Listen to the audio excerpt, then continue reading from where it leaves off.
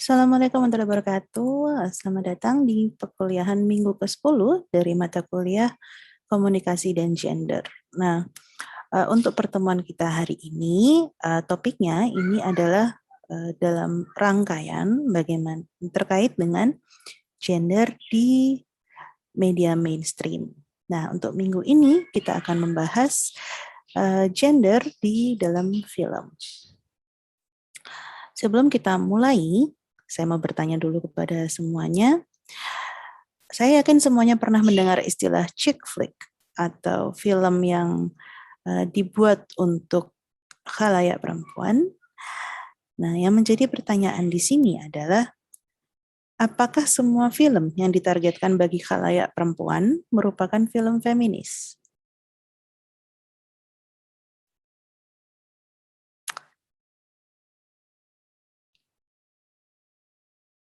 Terlepas banyak sekali film-film perempuan yang mengusung karakter perempuan yang kuat atau perempuan tangguh dan sebagainya, namun bukan semerta-merta kemudian yang namanya chick flick itu atau film untuk perempuan ini mengusung nilai-nilai feminis atau layak disebut sebagai sebuah feminist film atau film feminis. Nah, yang membedakan apa? Chick flick dan feminist film, kalau misalkan kita mengatakan chick flick atau film perempuan, maka itu adalah film yang ditargetkan khususnya untuk khalayak perempuan tetapi yang muda, di mana masih terdapat banyak sekali nilai-nilai femininitas atau konsep relasi kuasa tradisional di mana ada dominasi maskulinitas terhadap feminitas dan juga film tersebut merepresentasikan bagaimana perempuan ini masih dianggap sebagai masyarakat kelas kedua. Sedangkan kalau dalam feminist film, ini adalah film-film yang mengusung nilai-nilai politis secara spesifik terkait dengan kesetaraan gender. Apakah semuanya ini atau keseluruhan film ini membahas hanya mengenai protes ketidaksetaraan dan sebagainya? Belum tentu. Bisa jadi film ini menceritakan suatu hal yang cukup kompleks atau sebuah skenario, namun pesan-pesan kesetaraan tetap terdapat di dalamnya, baik itu secara implisit maupun tidak. Nah, ini adalah contoh-contoh film yang dapat saya berikan. Chick flick ini salah satunya adalah The Notebook, kemudian ada juga Legally Blonde. Legally Blonde itu awalnya digandang-gandang sebagai film feminis, tetapi sesungguhnya Legally Blonde yang berhasil dilakukan oleh film Legally Blonde adalah dia membreaking stereotype terkait yang ada pada dirinya, bagaimana dia adalah seorang perempuan dengan rambut blonde, selalu berpakaian super feminin, yang selalu di underestimate, kemudian dia membantah atau akhirnya berhasil melawan dengan masuk ke Harvard jurusan hukum. Nah, sedangkan dalam film feminis di sini seperti contoh Hidden Figure, mereka tidak ini adalah karakter-karakter yang menunjuk dan di film Hidden Figure ini ada 3 karakter perempuan yang cukup tangguh yang mereka berkontribusi di NASA. Sedangkan Mad Max ini adalah film modern, film yang bisa dibilang cukup baru yang dirasa sangat-sangat representatif untuk disebut sebagai sebuah film feminis. Karena Mad Max di sini benar-benar memposisikan bagaimana ketika posisi perempuan dan laki-laki, baik itu tingkat maskulinitas, feminitas, agresi, logika, dan sebagainya, itu ada di posisi yang sama. Dan film Mad Max ini membreak stereotype bahwa film action itu seharusnya, tanda kutip, itu khusus untuk khalayak laki-laki. However, film Mad Max ini adalah karakter-karakter yang mendominasi ini justru adalah karakter perempuan. Jadi yang namanya alpha male atau alpha masculinity di film ini bisa dibilang tertutupi atau hampir tidak ada karena semuanya adalah karakter alpha. Nah, ini adalah contoh yang membedakan antara chick flick dengan feminist film. Nah, kita semua tahu bahwa isu gender itu ada di mana-mana, di semua aspek kehidupan kita. Nah, isu gender kalau misalkan terkait dengan dunia perfilman, itu permasalahannya ada di mana? Kalau menurut penelitian USC Annenberg yang dilakukan tahun 2007 sampai 2017, dia melakukan penelitian pada industri perfilman Hollywood, termasuk pada film-film yang sudah dihasilkan selama itu. Beberapa poin yang ditekankan adalah yang pertama, 70% dari aktor-aktor yang ada di Hollywood ini didominasi oleh aktor laki-laki kulit putih. Yang kedua, perempuan hampir selalu ditampilkan either mereka lemah atau mereka sangat-sangat seksual. Jadi terdapat miskonsepsi bahwa untuk menampilkan sebuah karakter perempuan yang kuat, maka perempuan itu harus ditampilkan dengan sangat seksual. Sedangkan perempuan yang tidak ditampilkan sisi seksualitasnya merupakan seorang karakter yang lemah. Dan ini adalah penggambaran ini muncul lebih dari 70% dari film-film yang sudah dihasilkan oleh Hollywood. Poin yang ketiga adalah dari 1.100 film yang dibuat, hanya 4% yang disutradarai oleh perempuan. Dan sepanjang sejarah Hollywood saat itu, sekarang sudah ketambahan Sofia Coppola, hanya satu perempuan yang memenangkan Oscar, yaitu sutradara dari film Hurt Locker.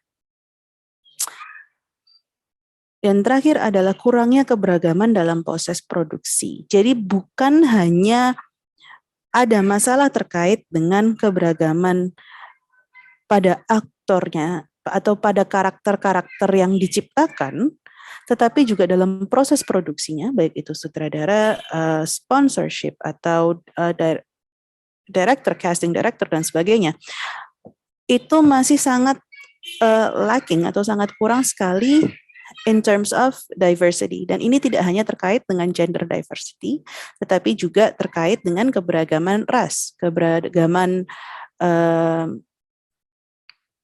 budaya, dan sebagainya. Sehingga perspektif yang dapat diambil oleh film-film ketika mereka menciptakan, mayoritas adalah perspektif yang dimiliki oleh laki-laki kulit putih. Dan itu kenapa yang namanya isu-isu gender yang akan saya jelaskan berikutnya, ini tidak bisa hilang. Dan ini juga berlaku di Indonesia.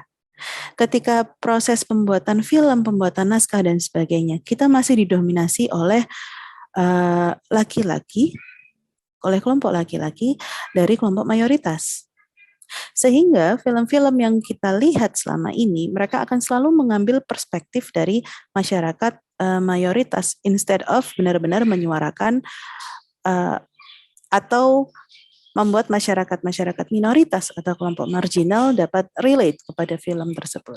Nah, emang isu yang akan kita bahas hari ini apa aja?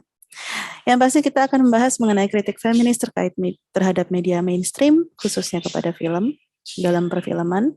Kemudian kita akan membahas mengenai male gaze. Yang terakhir, kita akan sedikit mendiskusikan mengenai representasi gender, dan di sini yang akan saya ambil contohnya adalah Disney. Nah, kenapa Disney? Ada yang istilah yang namanya Disney Effect, dan ini perusahaan Disney ini adalah salah satu perusahaan yang kalau dalam komunikasi internasional, mereka berhasil menciptakan sebuah budaya global. Mereka berhasil menyebarkan hasil-hasil produksi mereka ke seluruh penjuru dunia, sehingga masyarakat-masyarakat, dan karena Disney specifically yang ditarget awalnya dalam anak-anak, akhirnya memiliki pemahaman global akan suatu karakter, sifat, atau identitas. Ketika anak perempuan dari kecil mereka mengenal apa yang disebut dengan princess. Dan ketika mereka mendengar kata princess, mereka akan terpikir oleh princess Disney. Tidak ada princess, ketika kita bertemu dengan anak kecil tersebut akan bilang bahwa yang namanya princess itu Kartini atau Roro Jonggrang dan sebagainya. Pemahaman mereka mengenai bagaimana seorang putri atau seorang perempuan itu seharusnya itu sangat banyak sekali terpengaruhi oleh yang ada di Disney. Dan kalaupun mereka tidak pernah melihat perfilman Disney, mereka dapat melihat bagaimana pengaruh-pengaruh Disney ada di sekitar kita. Sama dengan istilah kayak mendengar kata-kata baju princess atau mainan putri-putrian dan sebagainya. Kata mainan seperti ini semuanya akan mengacu pada Disney. And the same goes, dan hal yang sama juga terkait dengan maskulinitas. Jadi ini kenapa contoh yang akan saya ambil di sini, specifically akan saya tekankan adalah dari Disney.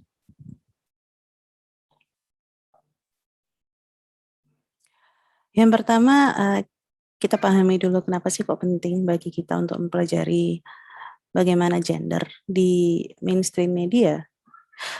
Kalau mengutip Betty Friedan, media adalah cerminan dari kondisi masyarakat, dan hal ini membuktikan bahwa perempuan hanya dianggap sebagai warga negara kelas kedua. Ini adalah yang kita lihat sehari-harinya di media mainstream kita. Di dunia perfilman pun, saya contohkan di sini adalah film Selesai, yang cukup kontroversial dan kemudian mengangkat sebuah topik atau sebuah isu yang akan kita bahas juga.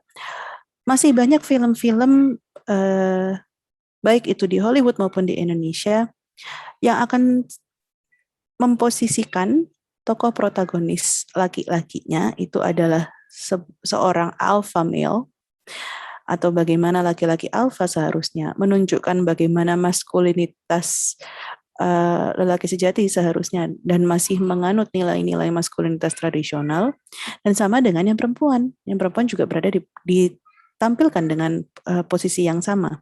Bagaimana mereka either mereka menjadi seorang ibu rumah tangga atau mereka adalah ibu bekerja dengan yang dirasa hebat karena mampu bertahan dengan adanya double burden atau beban ganda, yaitu selain bekerja tetap juga harus kembali mengurus rumah, namun tidak memiliki suara yang setara dengan pasangannya. Ini ketika kita melihat di perfilman terkait dengan keluarga. Nah, jika bukan keluarga, jika karakter-karakternya single atau remaja, bagaimana? Karakter laki-laki akan hingga saat ini masih ditampilkan sebagai karakter yang cuek, karakter yang tetap mendominasi sekali lagi, dan perempuan tetap adalah digambarkan sebagai karakter yang hanya akan bahagia ketika menemukan cinta atau kestabilan relasi dan sebagainya. Instead of karakter yang memang mandiri, mampu mengambil keputusan dan bertanggung jawab terhadap keputusan itu dan bahagia.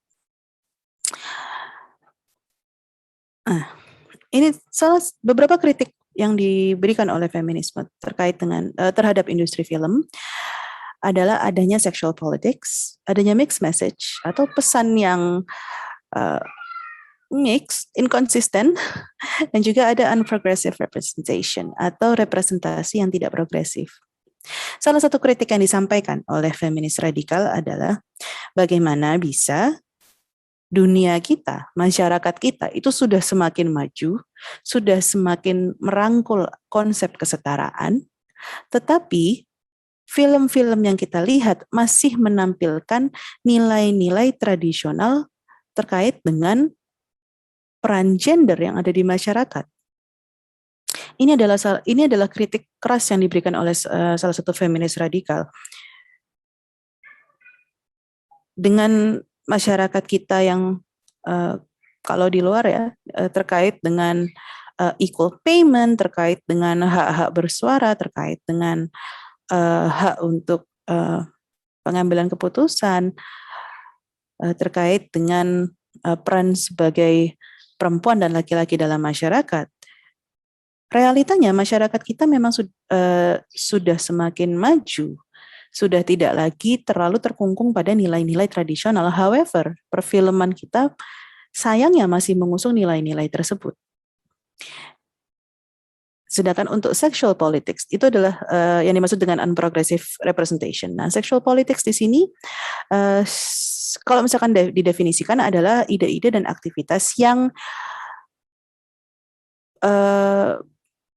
membahas atau konsen terhadap bagaimana sih yang namanya kuasa itu dibagi antara laki-laki dan perempuan dan bagaimana hal tersebut berdampak pada relasi mereka. Nah, sexual politics ini bukan, kalau kalian melihat definisi politik secara kata politik aja, di mana politik adalah bagaimana cara kita membuat seseorang melakukan sesuatu sesuai dengan keinginan kita. Sexual politics ini secara konsep ada kesamaan, however pemahaman paling sederhana yang dapat dilakukan atau yang dapat saya sampaikan terkait dengan sexual politics ini, sesungguhnya dia ini lebih mengacu kepada relasi kuasa yang dibuat atau dikonstruksikan oleh salah satu anggota kelompok tersebut. Bagaimana upaya yang dilakukan oleh salah satu kelompok untuk mempertahankan kuasa atau memberikan kuasa terhadap yang lain. And in this case, karena mayoritas dari industri perfilman masih didominasi oleh laki-laki kulit putih, maka nilai-nilai baik itu dari naskah, dari proses produksi, pengambilan kamera dan sebagainya, itu masih mengarah pada mempertahankan nilai-nilai yang mempertahankan status quo, yang akan terus mempertahankan posisi mereka di kelompok mayoritas, di kelompok pembuat keputusan. Itu ada yang dimaksud dengan sexual politics di sini. Dan ini menjadi sebuah isu karena kurangnya keberagaman atau besarnya dominasi yang dimiliki oleh masyarakat laki-laki kulit putih ini dalam industri perfilman, itu akan terus memberikan pesan yang sesuai yang sudah dicontohkan tadi, pesan yang tidak progresif. Film-film itu kenapa tidak memberikan contoh atau mengikuti perkembangan? Karena dengan menyebarkan film tersebut kepada masyarakat, ada harapan bahwa masyarakat akan terinspirasi dalam film tersebut, sehingga yang namanya perubahan budaya atau status quo yang posisi dominan yang ada di masyarakat ini masih bertahan. What about male gaze? Male gaze ini apa? Male itu laki-laki, gaze itu adalah tatapan. Male gaze theory ini adalah teori yang dibuat oleh seorang peneliti film dan seorang feminis juga bernama Laura Mulvey. Dan teori ini dia terinspirasi juga oleh pemikiran-pemikiran dari Foucault. Jadi dia bukan berupa teori ini diciptakan bukan dari penelitian empirik, tetapi sebenarnya dia mengambil dari teori psikoanalisis, dari banyak konsep-konsep psikoanalisisnya Foucault, kemudian Lacan. Nah, Mulvey, ini saya kutip di sini, mengatakan women in media are viewed from the eyes of heterosexual men and represented as passive objects of male desire. Perempuan di media dilihat atau ditampilkan sesuai dengan pandangan mata atau pandangan dari laki-laki heteroseksual dan direpresentasikan sebagai objek pasif dari hasrat yang dimiliki oleh laki-laki. Jadi male gaze theory ini apa? Dan ini adalah male gaze theory ini berusaha menjelaskan mengapa ketika kita melihat film atau kita melihat iklan maupun televisi, perempuan selalu ditampilkan dengan stereotip yang senada. Saya tampilkan 2 contoh di sini. Yang pertama ada film Transformer dengan karakter Megan Fox, dan yang kedua adalah film Suicide Squad dengan karakter Harley Quinn. Satu yang harus dipahami dari male gaze theory ini memposisikan kamera itu sebagai mata. Dan bagaimana seorang dalam sebuah film pengambilan gambar itu merepresentasikan bagaimana laki-laki melihat sesuatu. Laki-laki heteroseksual secara spesifik itu melihat sesuatu. Itu kenapa tiap kali kita melihat film dan ada karakter perempuan yang objektifikasi atau ditampilkan sangat seksual, arah pergerakan kameranya itu akan senada atau sama, akan berangkat dari kaki kemudian hingga ke bagian-bagian tubuh tertentu. Male gaze theory ini beranggapan bahwa dalam dunia perfilman, karakter laki-laki ini adalah yang aktif karena kamera ini adalah pandangan mereka, dan juga mengasumsikan bahwa khalayak nonton film ini akan didominasi oleh laki-laki. Dan itu kenapa baik dalam naskah, pengambilan gambar, dan sebagainya, itu mengacu kepada pandangan atau apa yang diinginkan oleh laki-laki. Dan ini juga berlaku atau terjadi pada chick flick. Dalam dua contoh ini, jika kalian sudah melihat Transformer, bagaimana karakter Megan Fox ketika ia muncul di dalam film tersebut, pengambilan gambar yang mulai dari kaki hingga pinggang, kemudian dia ditampilkan dengan pakaian yang sangat minim dengan posisi-posisi tertentu. Ini adalah salah satu contoh dari yang disebut dengan voyeuristic camera. Nah, voyeuristic camera ini apa? Voyeur itu diambil dari istilah scopophilia. Scopophilia ini apa? Scopophilia ini adalah kenikmatan seksual atau kenikmatan erotis yang dikaitkan dengan penglihatan. Atau seseorang merasakan sebuah kenikmatan seksual hanya dengan melihat sesuatu.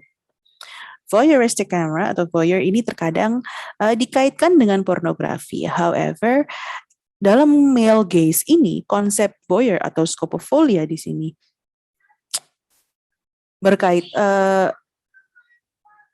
menjelaskan bahwa ini tidak hanya berlaku di pornografi. Sesungguhnya dalam industri perfilman mainstream kita, bahkan juga di dunia periklanan dan televisi,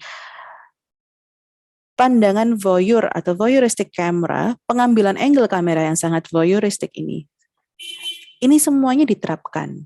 Dan harapannya apa? Kembali lagi, asumsi dalam male gaze theory, ini laki-laki adalah khalayak penikmat film dominan. Jadi ketika membuat film, kita harus mengambil angle atau memposisikan atau membuat sedemikian rupa agar khalayak tersebut ingin membeli atau ya istilahnya ingin menjadi karakter itu. Nah, perbedaan laki-laki dan perempuan di sini adalah laki-laki di sini dianggap sebagai penikmat aktif. Assume male viewer, poin yang ketiga. Laki-laki adalah penikmat aktif. Jadi ketika laki-laki ini melihat film, maka mereka melihat film karena mereka ingin menjadi sesuatu.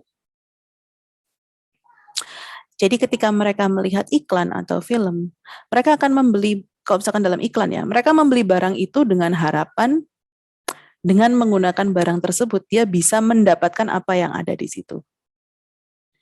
Berbeda dengan perempuan. Ketika perempuan nonton film, dia ingin melihat ada seseorang yang dapat dia relate to, seseorang yang dapat dia merasakan persamaan. Jadi ketika seorang perempuan pergi nonton film dan sebagainya, dia akan lebih memikirkan bagaimana jika aku ada di posisi karakter tersebut. Sepertinya karakter ini memahamiku sekali pada pemikiran seperti itu. Dan itu kenapa khalayak perempuan ini dianggap berada di posisi yang pasif instead of aktif. Dan itu juga salah satu poin kenapa kok perempuan kerap sekali dijadikan objek dari pandangan atau male gaze ini. Kembali lagi terkait dengan komersialisasi, terkait dengan menarik khalayak. But in the end, male gaze theory ini mengangkat satu topik atau realita yang walaupun banyak sekali dikritik adalah terkait dengan khalayak laki-laki. Seperti itu. Apakah semua laki-laki itu pasti memiliki pandangan scopophobia atau pandangan voyeur? Tidak. However, voyeuristic camera ini adalah konklusi atau kesimpulan yang diambil berdasarkan realita bahwa laki-laki lebih memiliki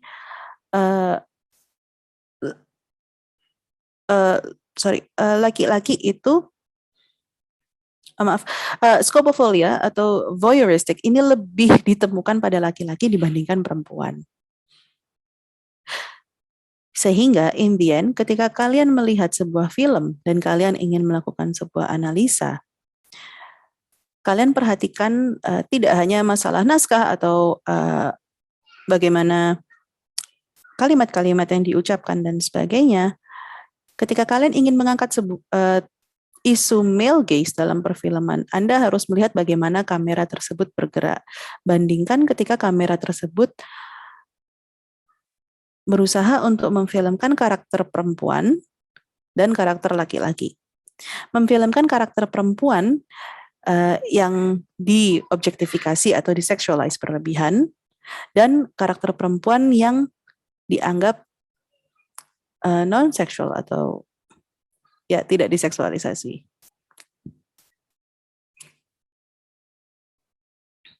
Sekarang kita ambil contoh yang ada di Disney. Apakah di Disney juga ada male gaze? Ada. Di semua perfilman baik itu dalam film anak-anak pun yang namanya male gaze itu sebenarnya masih ada. Dan Disney tidak hanya problem-problem yang ada dalam film-film Disney ini tidak hanya terkait dengan male gaze, tapi juga ada juga terkait dengan mixed message dan juga ada juga terkait dengan ya representasi yang tidak progresif. Tapi salah satu poin yang akan saya tunjukkan di sini adalah bagaimana Disney, film-film Disney ini mengajarkan kita mengenai identitas gender, maskulinitas, femininitas, serta peran gender kita. Disney sendiri dibagi menjadi dua era. Yang pertama adalah era klasik, kemudian era kontemporer. Nah, era klasik Disney ini ada pada tahun 37 hingga 66, yaitu ketika Disney pertama kali memunculkan film Snow White, kemudian 66 adalah meninggalnya Walt Disney. Kalau kita melihat atau teringat film-film klasiknya Disney, Snow White, Cinderella, Sleeping Beauty, mereka memiliki pesan yang sangat biner sekali terkait dengan bagaimana seorang perempuan itu. Kalau kita lihat musuh-musuh mereka, Sleeping Beauty itu karakter antagonisnya adalah ratu jahat dan berbentuk naga hitam.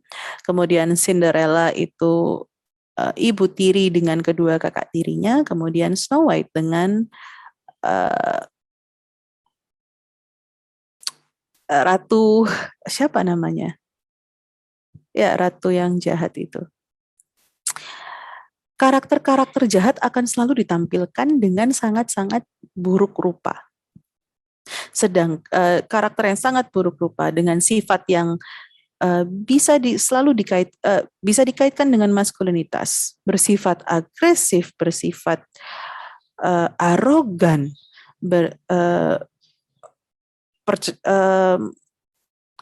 mengambil keputusan mengutamakan kekerasan dan sebagainya. Kemudian prinsesnya atau tokoh protagonisnya itu adalah hal-hal yang sangat bertolak belakang. Bagaimana persamaan antara Cinderella, Snow White, kemudian Sleeping Beauty di sini. Mereka itu sangat-sangat cantik, sangat-sangat lugu, sangat sederhana, sangat pasif, sangat patuh. Ini adalah konstruksi biner yang dilakukan oleh film-film Disney di era klasik. Tidak hanya dalam film-film princess. Kalau kalian menonton film-film Mickey Mouse dan semua produksi Disney pada tahun 37 sampai 66, posisi perempuan itu akan selalu diposisikan either ketika karakternya itu cantik, maka mereka adalah karakter yang sangat traditional feminine. Kemudian karakter jahat itu adalah yang sangat masculine, tapi secara fisik mereka dibuat sangat buruk rupa. Salah satu persamaan juga adalah tidak adanya tokoh laki-laki protagonis. Nah, peran laki-laki seperti pangeran yang ada di Cinderella maupun di Snow White dan Sleeping Beauty. Mereka adalah pangeran-pangeran yang menyelamatkan putrinya. Sepanjang perfilman mereka tidak ada. Mereka tidak mengenal putrinya siapa. Kita kalayaknya tidak memahami siapa mereka, bahkan namanya juga mungkin mayoritas dari kita tidak tahu. Kita hanya mengenal mereka dengan istilahnya Prince Charming. Dan kalimat-kalimat seperti pangeran berkuda putih, pangeran penyelamat, kita tidak mengenal karakter-karakter tersebut. Kita tidak mengenang karakter-karakter tersebut. However, gender role mereka itu masih tertanam pada kita. Bahwa perempuan Indian akan menemukan Prince Charming mereka, perempuan jika cukup sabar, mereka akan bertemu dengan pangeran idaman dan sebagainya. Nah, ini adalah salah satu karakter yang muncul di film Disney.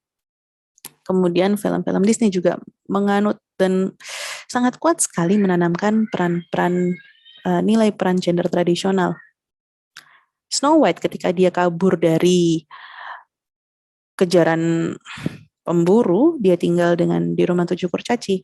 Apa yang dia tawarkan? Dia menawarkan pekerjaan domestik, membantu dengan pekerjaan domestik kepada para kurcaci, bersih-bersih, memasak dan sebagainya. Dan tidak hanya itu, Snow White juga mengambil peran ibu ketika tinggal bersama para kurcaci. Nah, ini adalah salah satu contoh penekanan nilai-nilai peran gender tradisional yang ada di film Disney. Hal itu juga berlaku di film Cinderella. Ketika Cinderella entah sudah menjadi princess atau tidak, ia akan kembali mengerjakan pekerjaan domestik. Dan karakter-karakter perempuan yang ada di dalam film tersebut dinilai berdasarkan kemampuan mereka bekerja di ranah domestik. Ini adalah nilai-nilai yang diusung oleh Disney pada era klasik. Namun apakah sampai sekarang masih seperti itu? Setelah meninggalnya Walt Disney, Disney mengalami masa kekelaman selama 20 tahun. Kemudian pada 1980-an, Disney muncul kembali memproduksi film-film khususnya untuk anak-anak. Dimulai dari film Little Mermaid dengan karakter Ariel. Kemudian ada film Mulan dan Pocahontas dan sebagainya. Kalau di era klasik, karakter protagonis perempuan itu digambarkan sebagai karakter yang lemah, yang pasif, ya yang selalu diselamatkan oleh pangeran. Dan karakter laki-laki protagonis di era klasik itu dianggap mereka hanya dibutuhkan untuk menyelamatkan, kemudian it doesn't matter. Di era kontemporer, awal-awal kontemporer ini, karakter-karakter perempuan protagonis ini dianggap sebagai heroin atau sebagai pahlawan. Kita bisa melihat itu di film Little Mermaid, kita bisa melihat itu di film Mulan, kita bisa melihat itu di film Pocahontas. Bagaimana karakter-karakter laki-laki itu kemudian diselamatkan oleh karakter-karakter protagonis perempuannya. Ada momen di mana mereka saling bahu-membahu, tetapi ada juga momen di mana konklusinya adalah tokoh utama protagonis ini yang kemudian menyelesaikan semua permasalahan. Apakah ada nilai-nilai klasik yang masih tertanam di sini? Masih ada. Karakter perempuan masih ditampilkan, divisualisasikan dengan karakter-karakter yang sangat biner. Musuh-musuhnya masih tetap digambarkan dengan gambaran karakter yang sangat secara fisik tidak menarik atau dianggap buruk rupa, tetapi untuk karakter protagonisnya itu ditampilkan cantik atau dianggap sesuai dengan beauty standard lah, seperti itu. Nah, selain itu, yang membedakan sekali adalah adanya memorable male protagonist atau ada peran laki-laki yang memorable, yang kita dapat akhirnya mengetahui nama mereka. Karena mereka di situ, walaupun ada beberapa yang untuk menolong, dan ada yang hanya ditolong, tetapi at least kita mengenal siapa mereka. Mereka tidak hanya sebuah konstruksi hadir untuk mengkonstruksi identitas gender kita, tapi mereka adalah karakter nyata yang memiliki nama. Dengan semakin bergesernya, semakin berkembangnya zaman, kemudian kita melihat film-film yang lebih kontemporer atau lebih modern dari Disney. Kita melihat Frozen, kita melihat Raya, kemudian Brave, dan tidak hanya dalam film animasi. Contoh pada film Star Wars. Kita dapat melihat bagaimana upaya yang dilakukan Disney untuk ikut berprogres bersama masyarakat untuk menampilkan yang namanya karakter-karakter perempuan dan laki-laki tidak lagi hanya tidak lagi mengacu pada nilai-nilai tradisional, tetapi juga pada mengikuti perkembangan zaman kita. Pada film Frozen, baik Frozen yang pertama maupun yang kedua, kita melihat bagaimana Elsa dan Anna, keduanya adalah digambarkan sebagai dua karakter protagonis yang bisa dibilang cukup berbeda. Anna ini dibuat sangat stereotypical traditional Disney princess yang di Frozen pertama, di mana awalnya dia percaya pada Prince Charming, pangeran yang akan menyelamatkan. Kemudian ada Elsa yang merepresentasikan bagaimana masyarakat zaman kita ini berpikir. Salah satu quote dari Frozen pertama adalah bagaimana Elsa mengatakan kita tidak bisa menikahi orang pertama yang kita temui. Nah, ini adalah salah satu cara yang dilakukan oleh Disney untuk mengkritisi bagaimana film-film Disney era klasik ini berusaha untuk merepresentasikan laki-laki dan perempuan. Dan film Frozen ini juga dipuji karena dia berhasil atau dia menunjukkan sisi yang berbeda dari maskulinitas. Ketika kita melihat karakter Kristoff yang ada di Frozen 2, secara fisik dan sifat dia memiliki semua karakter alpha male atau alpha masculinity yang kita pahami dalam konteks tradisional, maskulin atau maskulinitas tradisional. However, di situ karakter Kristoff digambarkan mampu untuk mengembrace nilai-nilai feminin yang ada pada dirinya, sehingga dia digambarkan bisa dibilang nggak lemah ya, tapi dia bukan karakter yang menekankan pada agresi, bukan karakter yang menekankan pada dominasi dan sebagainya, namun ia digambarkan sebagai karakter yang percaya akan memberikan kesempatan kepada siapapun. Dan ini adalah salah satu pujian yang diberikan oleh kelompok feminis pada film Frozen 2. Salah satu adegan yang dibahas di situ adalah bagaimana Kristoff mengatakan kepada Anna, apa yang kamu butuhkan. Ketika Kristoff menyelamatkan Anna, bukan kalau di film-film era klasik, maka laki-laki protagonis ini akan mengatakan apa yang harus dilakukan oleh karakter perempuan. Tetapi di sini yang dilakukan oleh karakter Kristoff adalah dia memberikan dia menanyakan kepada Anna apa yang harus dia lakukan, sehingga merepresentasikan sebuah relasi yang setara antara laki-laki dan perempuan. Kenapa film Brave dan juga Rogue One, kemudian Raya ini adalah film yang banyak sekali diangkat terkait dengan nilai-nilai isu-isu gender dan juga feminisme dalam film Disney. Brave ini adalah karakter yang bisa dibilang mendobrak stereotip dari princess-princess yang ada di Disney. Dalam film Brave itu tidak ada kisah romansa, endingnya tidak diharapkan ada percintaan. Dia mengusung nilai-nilai keluarga tetapi non-domestik. Bagaimana karakter Merida ini secara fisik pun tidak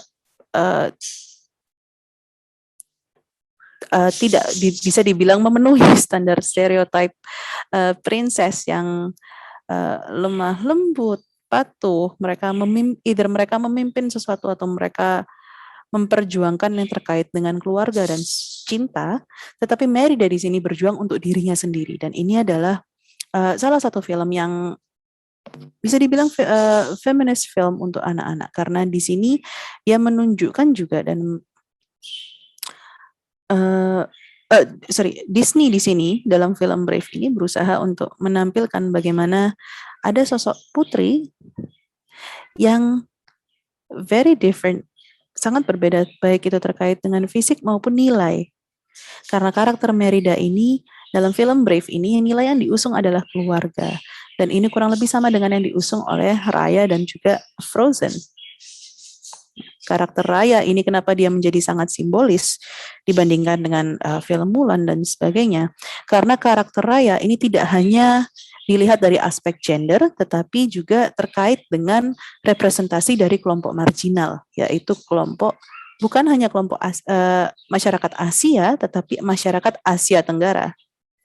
Bagaimana dalam film Raya ini berusaha untuk menampilkan femininitas dan maskulinitas atau peran gender yang cukup progresif dari budaya Asia Tenggara. Ini adalah salah satu langkah yang dilakukan oleh Disney untuk melepaskan diri dari nilai-nilai yang dipegang dari era film-film Disney di era klasik. Bagaimana dengan film-film Pixar? Karena kita tahu Disney bareng dengan Pixar. Nah, film Disney dan Pixar khususnya, ini layak sekali untuk kita perhatikan terkait dengan bagaimana mereka berusaha untuk menggambarkan maskulinitas. Kalau ada yang bertanya, bagaimana maskulinitas dalam film? Here you go. Film-film Disney dan Pixar ini salah satu yang menarik.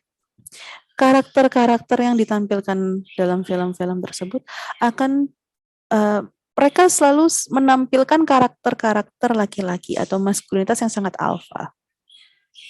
Kalau kita lihat karakter seperti Buzz Lightyear, seperti Mr. Incredibles, kemudian seperti Sully di Monster Inc., dan juga Lightning McQueen yang ada di Cars, mereka adalah stereotypical laki-laki alfa yang kita pahami secara tradisional.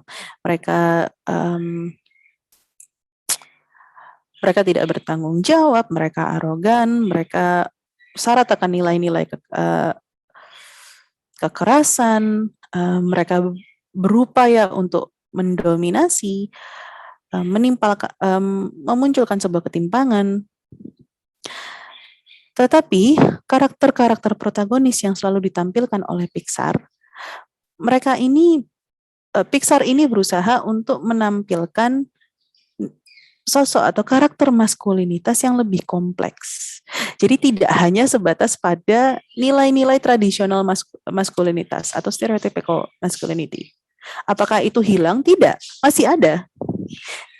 Kalau kalian lihat karakter Mr. Incredibles, kalian lihat Buzz Lightyear, itu masih ada.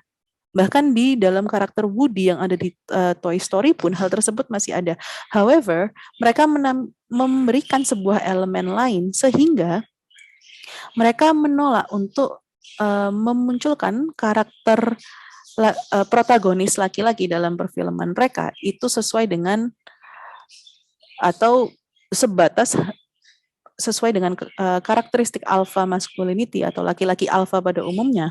Mereka menambahkan sisi-sisi emosi, mereka menambahkan sisi-sisi empati yang dikaitkan dengan femininitas. Sehingga karakter-karakter tersebut mampu membangun sebuah konsep maskulinitas yang berbeda. Kalau kalian melihat bagaimana dalam film Monster Inc. karakter Sully, dia adalah monster yang paling seram dengan badan yang paling besar dan sebagainya. Namun ia juga dapat dia memiliki sisi lembut ketika dia bertemu dengan karakter Boo. Kemudian dia mulai memahami dia memahami apa yang sesungguhnya penting buat dia, di mana hal itu adalah tidak berkaitan dengan yang namanya dominasi atau kemenangan atau kompetisi seperti apapun. Ini adalah salah satu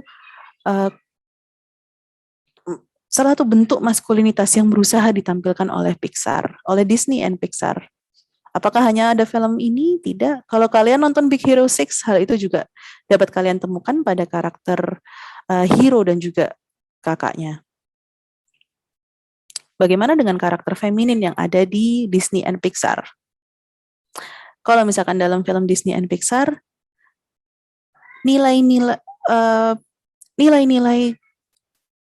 tradisional mengenai bagaimana perempuan seharusnya atau femininitas atau gender roles, traditional gender roles, itu mengikuti nilai-nilai yang juga diusung oleh Disney. Kalau kalian melihat The Incredibles yang kedua, bagaimana karakter Mrs. Incredibles, kemudian karakter Edna Mode dan juga karakter Violet Incredibles, secara textbook feminitas, traditional femininity, atau bagaimana perempuan seharusnya ditampilkan perempuan seharusnya di masyarakat, mereka sudah tidak memenuhi kriteria tersebut. However, yang masih terjadi dalam film-film ini adalah terkait dengan male gaze. Bagaimana karakter Mrs. Incredibles itu harus ditampilkan dengan kondisi fisik sedemikian rupa, atau dalam Toy Story 4, mengapa karakter Bo Peep harus berpakaian sedemikian rupa dan sebagainya. Ini masih sayangnya masih ada isu male gaze di dalam film-film Disney dan Pixar. So in the end, terkait dengan mixed message, dan ini yang menarik adalah terlepas banyak sekali film-film yang sekarang, dan di Indonesia juga khususnya, mengangkat karakter perempuan yang kuat, mengangkat karakter yang tegas, sukses, wanita karir, dan sebagainya. But in the end, happy ending itu akan selalu either mencari cinta, menemukan cinta, atau kembali ke ranah domestik. Dan ini adalah salah satu isu yang dimiliki oleh dunia perfilman, tidak hanya di Hollywood, namun juga di Indonesia. Bagaimana mereka berlomba-lomba untuk menciptakan karakter-karakter perempuan yang dirasa sesuai dengan masyarakat kita sekarang, atau sesuai dengan era yang saat ini kita jalani, tetapi konsep femininitas dan juga ekspektasi dari masyarakat terhadap perempuan dalam film tersebut direpresentasikannya atau divisualisasikannya ternyata masih sangat tradisional. Ini adalah sebuah isu yang kita dapatkan dalam dunia perfilman masih hingga saat ini, dan juga dalam iklan dan televisi. Nah, dalam iklan dan televisi akan kita bahas lebih lanjut minggu depan. Jadi sebelum kita bertemu lagi minggu depan, I would advise you, saya akan sarankan kalian mungkin untuk kembali menelaah atau pikirkan kembali film-film yang selama ini kalian anggap empowering, atau film-film yang kalian anggap, kenapa sih kok cowok di film itu seperti itu. Perhatikan baik-baik, apakah kalian merasa tidak? Bagaimana dengan pengambilan kameranya, bagaimana pesannya, apakah itu relevan dengan kondisi Anda? Apakah itu sesuai dengan apa yang harapkan? Dan buat mahasiswa laki-laki, apakah dengan melihat atau adanya male gaze ini, apakah menggambarkan bagaimana Anda sesungguhnya sebagai seorang laki-laki? Apakah benar kamera itu merepresentasikan cara pandang dan cara pikir Anda sebagai laki-laki? Oke, terima kasih banyak. Demikian materi untuk minggu ini. Minggu depan kita akan membahas kembali isu-isu gender dalam mainstream media, dalam iklan dan televisi. Oke, semoga sehat semuanya. Assalamualaikum warahmatullahi wabarakatuh. Salam sejahtera bagi semuanya.